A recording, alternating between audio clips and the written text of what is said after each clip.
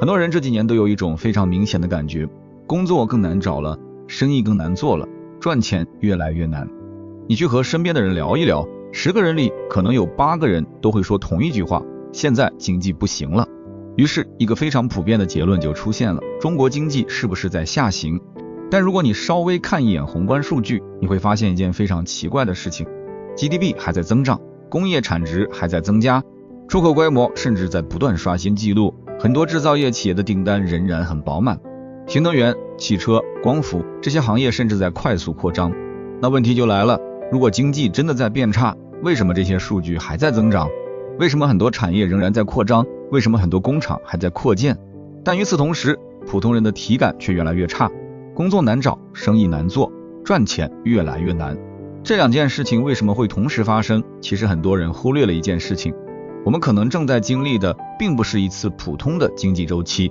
而是一场更大的变化，一个时代的增长方式正在结束，而新的增长方式正在出现。问题不是经济有没有增长，问题是普通人还能不能参与这场增长。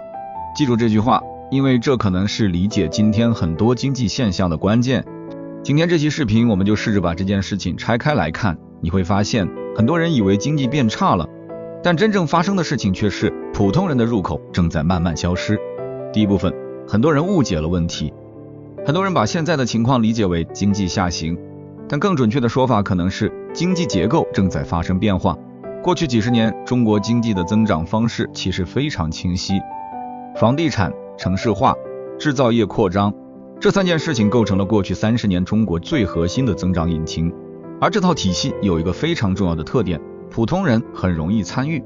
你不需要很高的学历，不需要很强的技术，只要肯干，很多人都能在这个体系里找到一个位置。你可以开家小店，可以做一点贸易，可以承包工程，可以做装修，甚至只要敢借钱买房，很多人也能在这个体系里获得增长红利。所以过去20-30年，中国其实出现了一种非常特殊的经济环境，那就是普通人参与经济增长的机会非常多。只要抓住其中一个入口，很多人都能实现阶层跃迁。但现在这道体系正在慢慢改变。第二部分，过去的增长逻辑。要理解今天发生的变化，可以想象一个非常具体的生活场景，一个城市新建了一个大型楼盘，楼盘开工之后，首先带动的是建筑工人、钢铁、水泥、玻璃这些基础行业。等房子建好之后，又会出现另一轮需求，装修公司、家具、家电、窗帘、灯具、地板等人真正搬进去之后，还会带来新的服务需求，物业、家政、外卖、餐饮、教育、医疗。一个楼盘其实就像一个小型经济发动机，会带动一整条产业链同时运转。我们必须先理解过去30年中国经济是怎么增长的。过去30年，中国经历了一场规模极其庞大的城市化进程，大量农村人口进入城市。当一个人从农村进入城市，他的生活方式会发生巨大的变化。他需要住房，需要家具，需要家电，需要交通工具，需要各种城市生活服务，餐饮、娱乐、教育、医疗，消费结构会全面升级。于是一个巨大的经济循环就被建立起来，而房地产正好成为这套体系的核心引擎。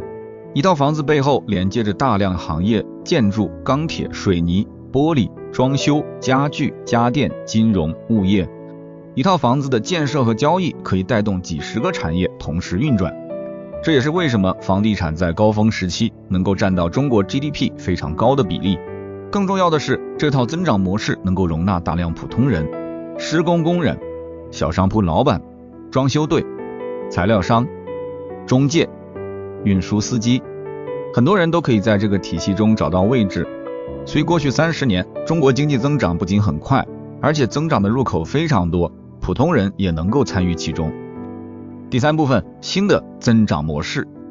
但现在中国经济正在进入一种新的增长模式，这里有一个非常直观的对比。过去一个大型房地产工地可能需要几千名工人同时施工，而今天一座高度自动化的工厂可能只需要几百人就可以完成同样规模甚至更大的生产。生产效率正在发生巨大的变化，增长不再主要来自房地产和城市扩张，而是来自新的产业、新能源产业、高端制造、自动化生产、人工智能、数字经济。这些产业确实非常重要，而且它们的增长速度也非常快。但这些产业有一个共同特点，技术密集，资本密集。换句话说，他们创造 GDP 的能力非常强，但对劳动力的需求却没有那么多。一座自动化工厂可能只需要几百人，很多生产流程都由机器人完成，而一家互联网公司通过软件和算法就可以服务数百万甚至上亿用户，整个团队可能只有几十人或者几百人。当增长越来越依赖技术和自动化时，经济仍然可以继续增长，但参与增长的人数却可能减少。这就是今天很多人产生体感错位的原因。宏观经济仍然在扩张，但普通人能够参与的机会却在减少。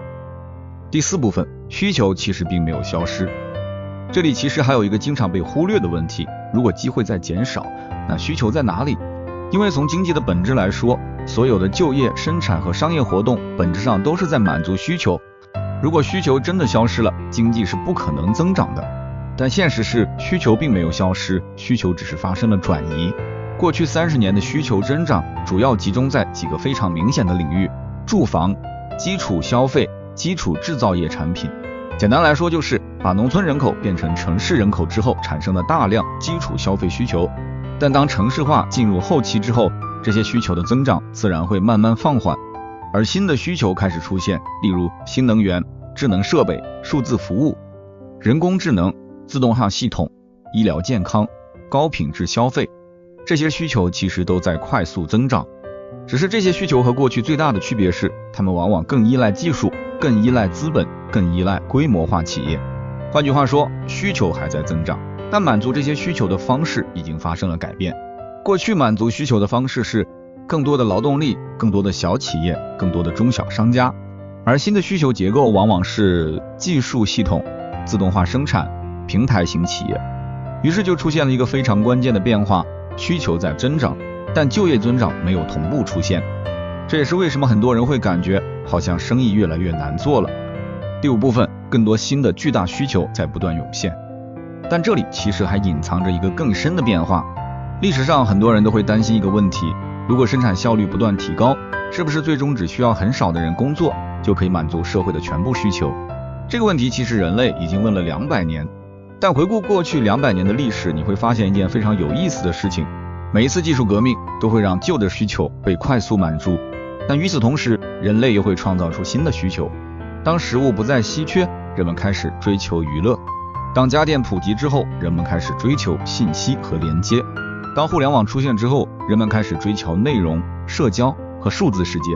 所以历史上真正稀缺的从来不是生产能力，而是人类新的欲望和新的体验。如果说未来有什么会变得越来越稀缺，很可能不是商品，而是人的时间、注意力和情绪。于是新的巨大需求就会不断涌现，内容产业、游戏和娱乐、教育与知识、健康与长寿、体验经济、数字世界，这些领域其实正在成为新的需求增长点。也正因为如此，未来很多新的工作并不是去生产更多商品，而是去创造新的体验、新的内容和新的价值。第6部分，普通人的体感为什么会变差？当增长模式发生变化的时候，过去的问题是能不能赚钱，而现在很多人面对的问题却变成了能不能上桌。很多过去的机会就会逐渐消失，例如小工厂、小贸易、小代理、小门店，这些曾经非常常见的生意模式正在被平台、自动化和规模化企业不断挤压。过去一个人只要开一家小店就可能养活一家人，但现在平台电商、连锁品牌和大型供应链正在不断压缩小商家的空间。很多传统行业的利润越来越薄，竞争却越来越激烈，于是就会出现一种非常奇怪的现象，宏观经济数据依然在增长，但很多人却感觉机会在减少。问题不是经济没有增长，而是普通人能够参与增长的入口变少了。换句话说，过去30年中国经济的特点是增长很快，入口很多，而现在正在发生的变化是增长仍然存在，但入口正在减少。第7部分，真正的问题。所以现在很多人讨论的问题其实问错了，真正的问题不是经济好不好，而是普通人还能不能参与增长。当增长越来越集中在技术、资本和大型企业时，普通人的参与空间自然会被压缩。这也是为什么很多人会产生一种感觉，世界好像突然变难了。其实很多时候并不是世界变难了，而是游戏规则变了。过去的规则是只要进入市场就有机会分到增长，而新的规则可能变成只有掌握技术、资本或者规模优势的人才能真正参与增长，这就是很多人焦虑的真正来源。第8部分，为什么很多人没有意识到变化？还有一个经常被忽略的现象，很多人其实已经感受到了变化，但他们并没有真正意识到发生了什么。很多人会把问题理解成行业不好了，市场不行了，竞争太激烈了，于是很多人的第一反应是再等等，等经济好一点，等行情回来。但问题在于，很多变化并不是周期性的，而是结构性的。例如，当电商出现的时候，很多实体小店并不是暂时生意变差，而是整个商业结构正在改变。当自动化工厂出现的时候，很多传统工厂的岗位并不是暂时减少，而是生产方式本身发生了变化。当平台和数字经济开始主导市场的时候，很多过去依赖信息差和渠道差的生意就会慢慢消失。问题不在于这些人不努力，而在于他们仍然在用旧世界的逻辑理解新世界。很多人仍然认为只要努力，只要坚持，只要再熬一段时间，机会就会回来。但现实往往是，当一个时代真正结束的时候，很多机会是不会再回来的，新的机会会出现在新的领域、新的行业、新的技术，只是这些机会往往只会被那些更早意识到变化的人看到。第9部分，接下来会发生什么？每一次经济结构变化本质上都是一次机会重新分配。如果这种变化继续发展下去，很多人都会关心一个问题，接下来社会会发生什么？首先可以确定的一点是，当经济结构发生变化的时候，有一句话其实可以很好的解释这种变化。每一次经济结构变化本质上都是一次机会重新分配，社会一定会出现新的矛盾，因为旧时代的利益结构正在被打破。过去30年，很多普通人之所以能够改善生活，是因为经济增长的入口很多，只要进入市场就有机会分到增长。但当增长越来越集中在技术、资本和大型企业手里时，参与增长的人会越来越少，这就会带来新的问题，例如就业压力、收入差距、行业淘汰。这些问题其实在很多国家都出现过，只是中国现在也开始逐渐面对这些变化。但面对这种变化，不同群体其实会有不同的应对方式。普通人的应对，对于普通人来说，最大的变化其实是过去很多低门槛的机会正在消失，但新的机会并不是完全没有，只是门槛在提高。未来普通人想要参与增长，往往需要依赖新的能力，例如技术能力、内容能力、数字化能力，或者进入新的产业。很多传统职业会减少，但新的职业也会不断出现，只是这些机会往往更偏向于那些能够适应变化的人。企业的应对，对于企业来说，这场变化其实已经在发生。很多企业正在不断提高效率，自动化生产、数字化管理、平台化经营。企业竞争的核心不再只是规模，而是效率。谁能够用更少的人创造更多的价值，谁就能在新的竞争环境中活下来。这也是为什么很多企业一方面在扩张，另一方面却在不断减少岗位。政府的应对，而对于政府来说，最大的挑战其实是如何在新的增长模式下维持社会稳定。因为当经济结构发生变化时，就业结构也会发生变化。很多国家在类似阶段都会采取一些政策，例如产业升级、职业培训、扩大新的就业领域，以及通过政策调节收入结构。目的其实很简单，让更多人能够重新进入新的经济体系。本期商业暗线。所以当很多人说现在经济不好，更准确的说法可能是经济仍然在增长，只是过去那种普通人可以轻易参与的增长方式正在慢慢消失。过去30年，中国的增长很快，而且入口很多，很多人只要进入市场就有机会分到增长。但现在正在发生的变化是，增长仍然存在，只是入口正在减少。当增长越来越集中在技术、资本和大型企业时，普通人能够参与的空间就会越来越小。很多人会把这种变化理解成经济不好了，但从另一个角度看，真正发生的事情其实是增长的规则变了，一个新的时代正在开始，只是很多人还没有意识到。当他们真正意识到的时候，很多入口可能已经关闭，而那些新的机会往往只留给少数更早看懂变化的人。当很多人还在等待旧时代回来，新世界已经在重新分配机会。这就是今天的商业暗线。如果你看到这里，我也很好奇你的看法。你觉得现在很多人感觉机会变少，更重要的原因是经济周期的问题，还是时代结构已经发生了变化？欢迎在评论区说说你的判断。